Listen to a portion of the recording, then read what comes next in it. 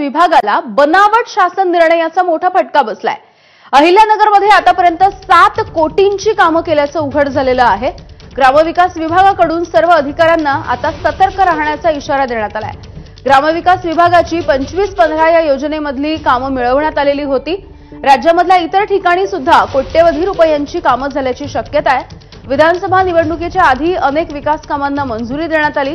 गैरफायदा घेऊन अनेक बनावट शासन निर्णय तयार करण्यात आले आणि कोट्यवधी रुपयांचा घोटाळा करण्यात आलाय। परवाच सभागृहात सुद्धा झालं, खोटं पत्र देऊन खोटी कामाचं पत्र दिलं गेलं प्रसाद लाडांचं। हे राज्यात फसवणाऱ्यांचं आहे।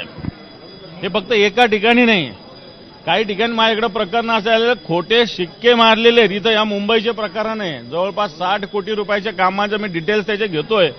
कोर्टाचे खोटे शिक्के मारलेले एका अधिकाऱ्यानं आणि त्या अधिकाऱ्याला सस्पेंड करायच्या ऐवजी प्रमोशन मिळालेलं आहे। म्हणजे आंधळं दळतं पुत्र पीठ खाते अशा प्रकारची या राज्याची स्थिती आहे।